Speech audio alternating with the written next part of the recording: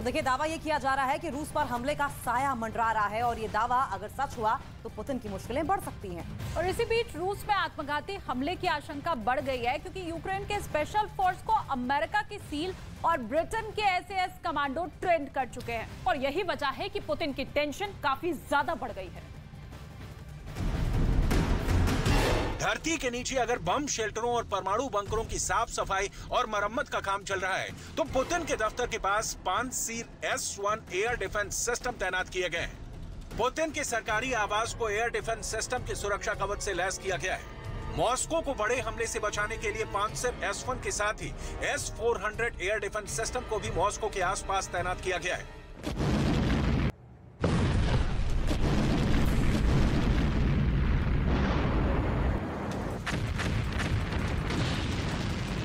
ऐसा क्यों दावा किया जा रहा है कि रूस पर हमले का साया मंडरा रहा है?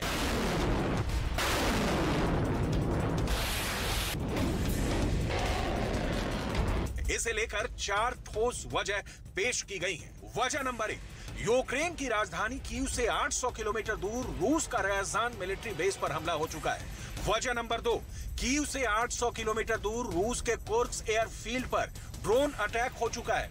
वजह नंबर 3, यूक्रेन की राजधानी कीव से 1090 किलोमीटर दूर रूस का सारातोव मिलिट्री बेस पर हमला हुआ है, जहां रूस के परमाणु बम होने का दावा किया जाता है क्योंकि सारातोव में ही रूस का एंगल्स एयर बेस है। एंगल्स एयर बेस पर हमला कर यूक्रेन रूस के 2 न्यूक्लियर बॉम्बर को नुकसान पहुंचा चुका है। वजह नंबर 4, दावा किया जा रहा है कि रूस के अंदर यूक्रेन की स्पेशल फोर्स पहुंच गई है। अगर ये दावा सच साबित हुआ तो रूस पर बहुत बड़ा खतरा मंडरा रहा है। रूस में आत्मघाती हमलों की आशंका बढ़ गई है क्योंकि यूक्रेन के स्पेशल फोर्स को अमेरिका की सील और ब्रिटेन के एसएस कमांडो ट्रेंड कर चुके हैं। ज़ेलेंस्की के कमांडो ब्रिटेन में रहकर स्पेशल ट्रेनिंग ले चुके हैं। यही वजह है कि पुतिन की टेंशन बढ़ गई है। रूस की स्पेशल फोर्स स्पिट्ज़नाज़ अलर्ट पर है। साथ ही साथ रूस के न्यूक्लियर बॉम्बर खतरे में है। रूस की एक न्यूज वेबसाइट रीडोविका की एक रिपोर्ट ने चेतावनी दी है कि यूक्रेन की धरती से मॉस्को पर हमला हो सकता है। इसके पीछे जो तर्क दिया गया है उसके मुताबिक यूक्रेन के पास पहले से ही 1000 किलोमीटर तक हमला करने वाले ड्रोन हैं, जिसका मतलब है कि मॉस्को पर हमला हो सकता है क्योंकि कीव से मॉस्को की दूरी करीब 862 किलोमीटर है।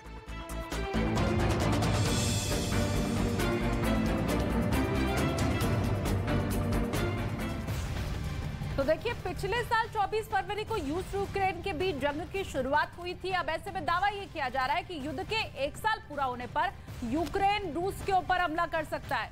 और इसके साथ ही दावा तो ये भी किया जा रहा है कि ज़ेलेंस्की के इस एक्शन को अमेरिका समेत नाटो के कई देशों की सहमति भी हासिल है। दावा किया जा रहा है कि 24 फरवरी से पहले पुतिन पर यूक्रेन हमला कर सकता है। यूक्रेन ऐसा पुतिन पर प्रेशर बनाने के लिए कर सकता है। यूक्रेन के इस एक्शन में अमेरिका समेत नाटो की मौन सहमति हो सकती है।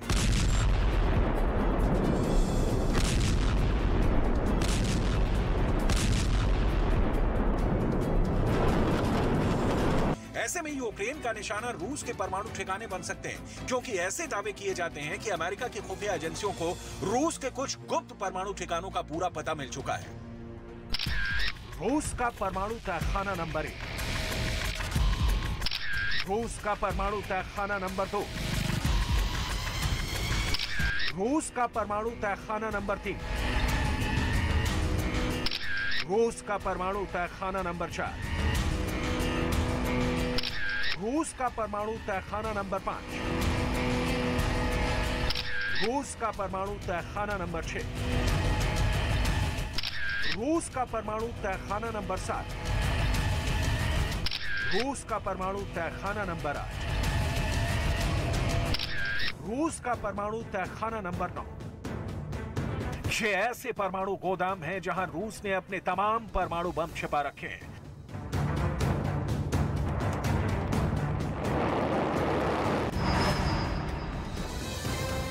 रूस के मैप पर आप ये जो पीले पॉइंट देख रहे हैं, वहां रूस ने परमाणु बम जमा कर रखे हैं। ये रूस के कुल 25 परमाणु तहखानों की पक्की लोकेशन है।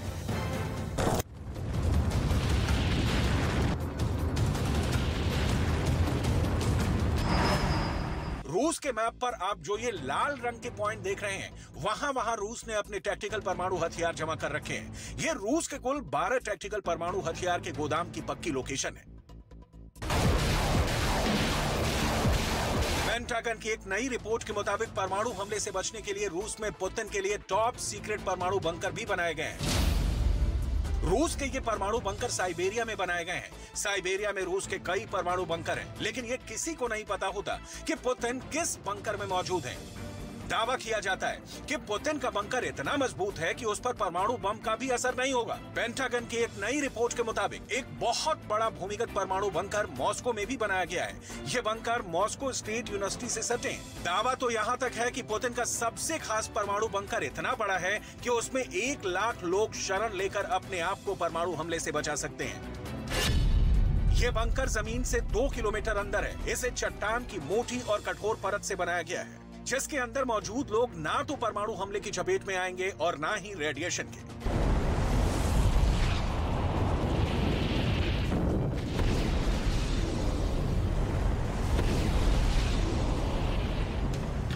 न्यूक्लियर बम के चलते एक बड़ा धमाका होता है। धमाके के बाद सबसे अधिक खतरा रेडिएशन का होता है। रेडिएशन से बचने के लिए बंकर बनाए जाते हैं। मॉस्को पर परमाणु हमले के दौरान ये न्यूक्लियर बंकर कैसे काम करेगा, इसे भी जान लीजिए।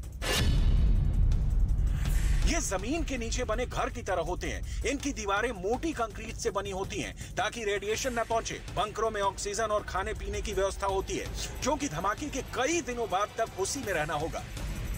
बंकरों की मरम्मत के अलावा पुतिन ने रूस की न्यूक्लियर फोर्स को भी किसी भी वक्त हमले के लिए तैयार रहने का आदेश दे चुके हैं। रूस की न्यूक्लियर फोर्स का दावा है कि वो परमाणु हमला करने में सक्षम यार्स मिसाइल को सिर्फ 7 मिनट में लॉन्च कर सकते हैं। खास बात यह है कि रूस अपने मिसाइल बेस से यूक्रेन से लेकर अमेरिका तक को निशाना बना सकता है।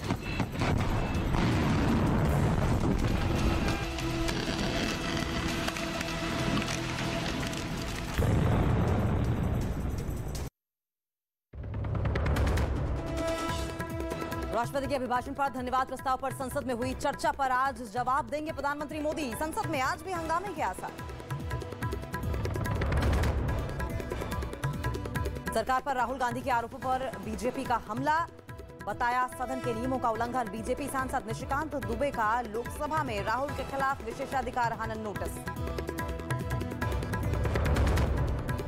दिल्ली के मेयर चुनाव मामले में सुप्रीम कोर्ट में आज होगी सुनवाई। आम आदमी पार्टी के 2 विधायकों को वोट देने के अधिकार से इनकार का है मामला। 3 बार टाला जा चुका है मेयर चुनाव।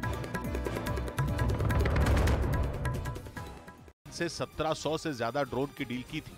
यूक्रेन के मुताबिक बचे हुए 1000 से ज्यादा ड्रोन जंग के एक साथ। न्यूज़ 18 इंडिया की web series FIR number 208 streaming today.